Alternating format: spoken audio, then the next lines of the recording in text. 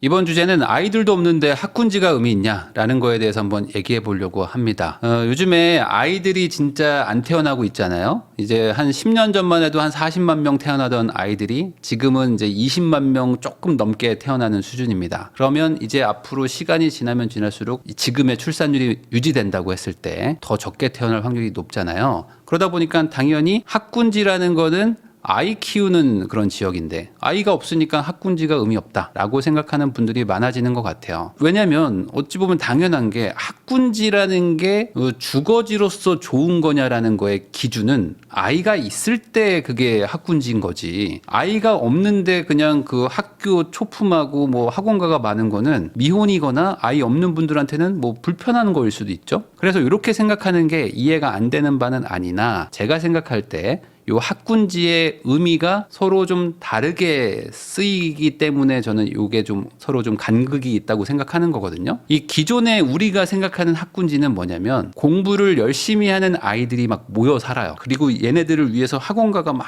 이렇게 그 빼곡하게 막 차 있는 막 그런 지역을 학군지라고 생각을 합니다. 그리고 학원가가 막 그렇게 많지 않은 데들은 그냥 평범한 지역 정도라고 이제 우리가 생각하는 거죠. 근데 미래의 학군지는 저는 이렇게 생각을 해요. 그나마 학교 기능이 작동하는 곳이라고 생각하면 학군지의 중요성이 좀 다르게 느껴지실 겁니다. 무슨 소리냐면 지금 학군지로 유명한 곳들이 그나마 그래도 애들 키우기 좋은 동네로 남을 거예요. 나머지 일반적인 동네들은 급격하게 안 좋아질 것이다. 학군지는 조금씩 나빠지는 거죠. 그러니까 지금은 학원이 엄청 많고 아이들이 막 빠글빠글하고 하지만 얘네들이 조금 줄어서 그냥 평범해지는 정도가 되는 거고, 일반적인 지역들은 이제는 아이를 키우기가 이제 어려워지는 수준으로 갈 수가 있습니다. 이게 부모님이라면 다들 공감하는 부분일 건데 뭐냐면, 우리 아이한테 좋은 환경을 좀 주려고 기꺼이 우리 부부가 희생한다, 이게 약간 부모의 마음이에요. 저는 잘 모르겠는데요 라는 생각이 드시면 오늘 한번 부모님한테 전화해서 물어보시면, 그래 내가 너 때문에 희생했지 라는 얘기를 하실 겁니다. 이게 부모여도 그냥 돈을 써버려도 되거든요. 굳이 뭐 애한테 뭐 학원을 보낼 필요가 뭐가 있습니까? 한번 이성적으로 생각해 보면 애는 애고 나는 나지. 그럼 내가 돈 벌어가지고 애한테 밥 먹이고 뭐 옷 정도 사주고 야 네가 알아서 커 라고 해도 그만인 거잖아요. 근데 왜 우리나라 이 부모들은 막 맞벌이 해가지고 돈 벌어가지고 막 아이 사교육비에 막 수백만 원씩 쓰고, 그리고 애가 뭐 사달라고 그러면 막 사주고, 뭐 먹을 거 생기면은 애 먼저 먹이고 그다음에 남는 거 막 부모가 먹고 막 이런 거 하잖아요. 이렇게 하는 이유가 뭘까? 우리 애를 그렇게 잘 키워야 되겠다라는 그 마음 때문에 그런 거잖아요. 그리고 이 좋은 집을 살려고 막 노력하는 거, 막 돈을 모으고 이런 이유도 본질은 저는 아이 때문이라고 생각하거든요. 그러니까 내가 멋진 집에서 살려고 이렇게 집을 좋은 걸 찾는 분들도 있겠지만, 우리 애한테 조금이라도 좀 좋은 동네 가서 살게 해주고 싶다라는 마음이 더 클 수 있다.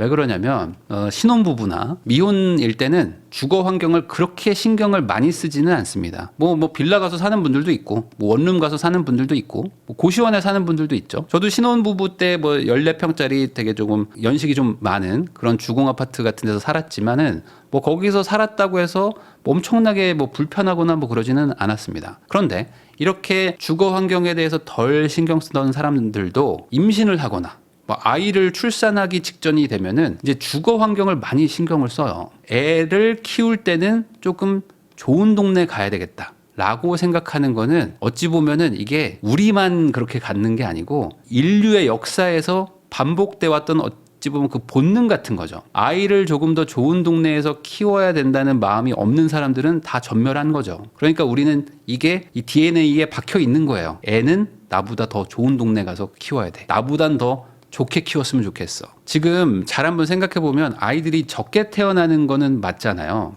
근데 태어난 아이가 사라지는 건 아닙니다. 아이들은 그냥 나이를 먹어갈 뿐이지 신규 유입이 안 되는 거지, 기존 고인물 유저들은 계속 이 게임에 남아 있어요. 그러니까 이 태어난 아이가 나이를 먹어가는 도중에 신규 유입이 안 되면 어떻게 됩니까? 이 게임 서버가 문을 닫거든요. 그럼 이 게임 서버가 문을 닫으면 어떻게 돼? 게임 서버를 통폐합을 하잖아요. 그래서 합칩니다. 보통 그 온라인 게임에서 서버가 부족한 유저가 없으면 없애고 옆으로 다 옮겨버린단 말이지. 그런 것처럼 오히려 이 일반 지역들이 이 학군이 이제 무너지기 시작하면 그러면 단기적으로는 저는 학군지로 쏠릴 거라고 봐요. 왜냐하면 애는 키워야 되니까. 애를 키워야 되는데 이쪽에 학교가 점점 부실해지는 거예요. 그러면은 그나마 작동하는 곳으로 간다.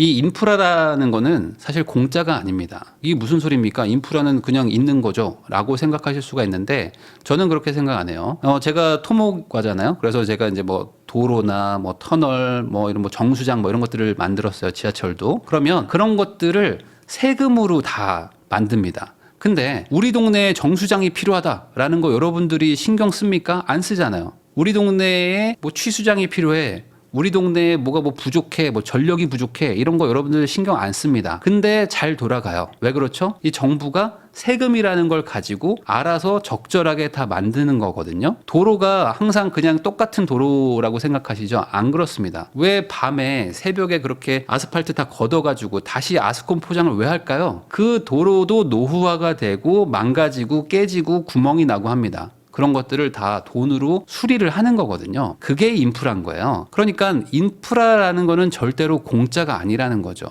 자, 그러면 이 돈을 투입한다는 의미가 뭘까요? 아니, 세상에 고칠 건 정말 많아요. 근데 이 고쳐야 되는 것들 중에서 우선순위가 있을 겁니다. 그 우선순위는 뭐냐? 최소한도로 요구되는 그 인구 밀도인 거죠. 인구가 많이 사는 동네부터 뭘 해요. 그래서 여러분들 요즘에 눈 오잖아요. 눈 오면 어떻게 돼요? 막 언덕이 막 그 얼어가지고 막 사람들이 막 미끄러지고 넘어지고 막 그러잖아요. 그러면 보통 그 지자체가 어디부터 하냐면 대로 아니면은 사람들 많이 사는 동네 이런 데부터 바로 막 지금 염화칼슘 뿌리고 막 눈 쓸고 합니다. 그런데 상대적으로 사람이 덜 살아요. 덜 사는 동네, 뭐 도시 외곽지 이런 데들은 천천히 합니다. 아예 극단적으로 뭐 타운하우스 이런 데 있죠. 뭐 경기도에 약간 좀 이렇게 동떨어져 있는 동네 그런 데들은 안 치워줘요. 지자체에서. 니네가 치워라. 이렇게 합니다. 그래서 마을 사람들이 나와가지고 그 눈을 막 쓸고 있어요. 그게 너무 당연한 거죠. 왜? 이거 기다리면 하세월 걸리니까. 그래서 이 인구 밀도라는 게 되게 중요하단 말이죠. 지금도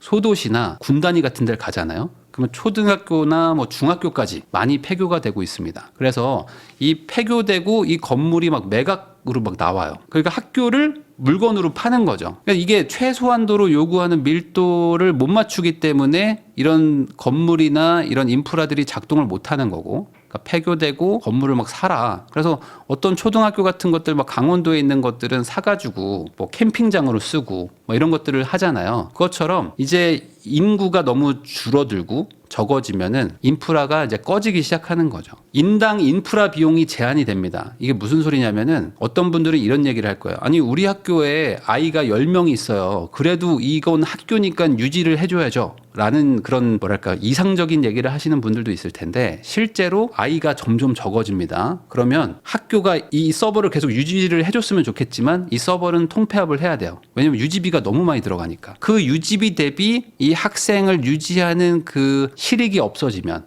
그 임계점을 넘어가는 순간 학교는 폐교를 할 수밖에 없는 거잖아요. 그래서 이 인당 인프라 비용이라는 거는 제한될 수밖에 없는데 이게 앞으로 전국적으로 일어날 수밖에 없잖아요. 그러면 어떻게 될까요? 이제 인프라가 꺼지는 동네들이 나타날 겁니다. 그러면 인프라가 꺼져도 그 동네에 있던 아이들, 학부모 이런 분들은 어딘가로 이동해서라도 아이를 키워야 되죠. 그럼 어떻게 됩니까? 이게 반강제적으로 인구가 다시 밀집을 해요. 어딘가로. 어느 만큼 밀집을 할까요? 이 인프라가 작동할 수 있을 만큼의 인구 밀도로 밀집을 하게 됩니다. 그래야 다시 거기가 세금이 들어가면서 수리를 해서 인프라가 동작을 하는 거죠. 여러분들 뭐 극단적으로 한번 이렇게 얘기를 해볼게요. 인구가 100명인 마을이 있었어요. 근데 이 인구 100명인 마을에 병원이 2개가 있고 상점이 2개가 있었다고 가정을 해봅시다. 근데 이 인구가 50명으로 줄어들면 그러면 병원은 1개, 상점은 1개 이렇게 바뀔까요? 제가 봤을 때는 안 그럴 것 같아요. 인구가 이렇게 줄어들기 시작하면은 병원도 유지할 수 있는 최소한의 매출이라는 게 있고요. 상점들도 최소한 사람을 고용하고 전기세 내고 임대료 내면서 버틸 수 있는 그 최소 임계점이 있습니다. 그 임계점이 단순히 반으로 내려가는 게 아니거든요. 그래서 1개로 줄어드는 게 아니라 다 없어질 거예요. 그 말은 뭐냐? 인구가 감소되니까 앞으로 살만한 동네가 널널해진다는 게 아니고 인구가 감소되면 동시에 살만한 동네들도 같이 감소하는 거죠. 인구 밀도를 다시 맞춰야 되니까 이 도시가 압축이 되는 거예요. 그러니까 외곽지나 아니면 뭔가 좀 동떨어져서 사는 사람들 입장에서는 인프라가 이제 아예 작동을 안 합니다. 그래서 뭐 일본이나 이런 동네 가면은 시골 마을이나 소도시에 그냥 아예 작동을 안 해요. 아무것도. 그래서 상점도 없고 뭐 전기도 안 들어오고 막 이러니까 그 황금마차 같은 게 막 가죠. 그리고 거기서 이제 사는 분들이 병원도 못 가요. 그래서 그 지자체에서 뭐 콜택시 같은 걸 운영합니다. 정말 급하신 일이 있으면은 연락 주라고. 그럼 택시가 갈 거라고. 뭐 이런 식으로 이제 가는 거죠. 뭐 예를 들어 뭐 몇만 명이 살던 도시에 지금 수백 명밖에 안 살거든요. 근데 자기 집이라고 안 떠나는 분들이 항상 남아 있잖아요. 그러니까 그분들을 위해서 인프라를 돌릴 수가 없는 거예요. 그러니까 비상 아니면 뭔가 응급 이럴 때만 우리가 갈 테니까 뭐 거기서 잘 버텨주세요. 라고 하는 거죠. 이거를 사실 생각해 보면요. 인구 감소도 분명히 있어요. 근데 이 인구 감소가 어떤 분들한테는 뭐 축복이다 뭐 이런 얘기 하시는 분들도 있어요. 왜냐면 인구 감소하면 뭐 집이 남아 돌기 때문에 집값 다 떨어지고 그때 되면은 뭐 싸게 살 수 있다. 라고 얘기하시겠지만 인구 밀도가 같이 주는 거기 때문에 인구의 탈출이 일어나는 지역들이 많을 겁니다. 반대로 인구가 밀집되는 지역도 있겠죠. 이게 아마 그 인구 감소로 인해서 그 지역의 운명을 가르는 그 기준이 되지 않을까 싶습니다. 어떤 분들이 이런 얘기도 해요. 이제 로봇을 만들 거다. 그리고 AI가 다 나올 거기 때문에 아무 문제 없을 거다. 인구 밀도가 낮아도 전혀 문제 없게 살 것이다. 뭐 이렇게 말하시는 분들도 있는데 뭐 이게 가능할 수도 있을 거라는 뭐 막연한 어떤 기대감, 저도 희망은 있어요. 뭐 드론으로 하면 될까? 뭐 이런 생각도 드는데 그러면 과연 그 드론도 뭐 한계가 있겠죠. 드론이 갈 수 있는 것도 한계가 있을 것이고 뭐 자동차를 뭐 보내는 것도 도로가 있어야 되는데 도로를 계속 유지보수할 수는 없잖아요. 어떤 사람이 저기 뭐 산 위에 한 명이 산다고 해서 그 산까지 가는 산길 이 도로를 계속 수백만 원, 수천만 원 들여서 유지보수할 수는 없습니다. 전기도 계속 보내야 될 것이고. 그러면 이게 어느 순간 한계에 다다르는 순간 그냥 차라리 이사 오시죠. 라고 할 수밖에 없다는 거죠. 로봇하고 AI가 어느 정도 해결은 해줄 수 있겠죠. 근데 거꾸로 생각해보면 로봇은 뭐 공짜인가요? 뭐 AI가 뭐 공짜인가요? 이것도 공짜가 아니죠. 로봇도 뭐 수천만 원 할 텐데 그 로봇을 또 고치고 수리하는 AS 센터도 있어야 될 거 아닙니까? 그러니까 이게 되게 복잡한 얘기인 거예요. 그러니까 인구 밀도를 낮춰가지고 살기는 쉽지 않을 것이다. 이 경제학적으로.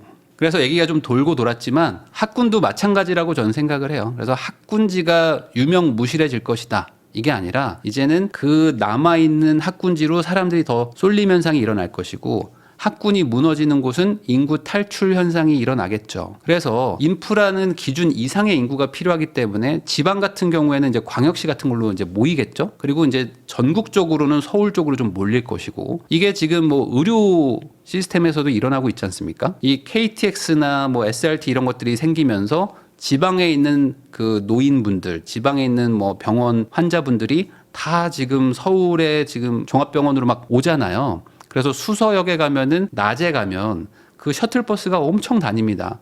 이 병원으로 옮겨야 되는 그 지방 분들이 많아가지고 그런 것처럼 인프라라는 거는 무조건 쏠림 현상이 생기거든요. 그래서 이게 악순환이 돼가지고 지방의 의료가 또 붕괴되니까 더더욱 지방 사람들은 더 서울로 가야 되겠다라는 생각을 하게 되는 거 아닙니까? 이게 어찌 보면 의료 탈출인 거죠. 그러니까 이런 것처럼 학군지도 학군 탈출을 이제 하게 되겠죠. 그러면 과연 이게 내가 사는 동네에 좋은 건지 한번 생각을 해볼 필요가 있겠죠. 이런 얘기 하시는 분들도 있을 거예요. 저는 애가 없는데요? 라는 얘기를 하시는 분들도 있겠지만 내가 애가 없다고 해서 이 동네 인프라를 나 혼자 다 돌리는 게 아니잖아요. 결국에 애가 있는 사람들, 뭐 아픈 사람들, 뭐 이런 사람들은 인프라가 꺼지기 시작하면서 이 동네를 탈출할 거예요. 그러면 뭐 나 혼자 여기서 살 거냐 이거죠. 일본의 뭐 그런 뭐 다마 신도시인가 이런 것처럼 옛날에 그 도시 외곽에 신도시를 지었지만 여기가 이제 인프라가 작동 안 하면서 다 탈출하는 것처럼 뭐 거기에 사는 뭐 소수의 사람들처럼 저는 뭐 살 수 있는데요라고 남아 계시는 분들도 있겠지만 아마 이런 말을 하는 분들 중에서 나 혼자 뭐 고립돼 가지고 살고 싶은 생각이 있는 거는 아닐 겁니다. 그래서 이 학군지뿐만 아니라 뭐 크게 봤을 때 인프라라는 개념으로 접근을 하면은 이게 오히려 인구 감소가 특정 지역들은 더 심각해질 수 있다고 봐요. 사람이 이 사망하는 것만 인구 감소가 아니고 이 사람들이 떠나가지고 탈출하는 것도 인구 감소로 일어날 거라고 저는 생각합니다.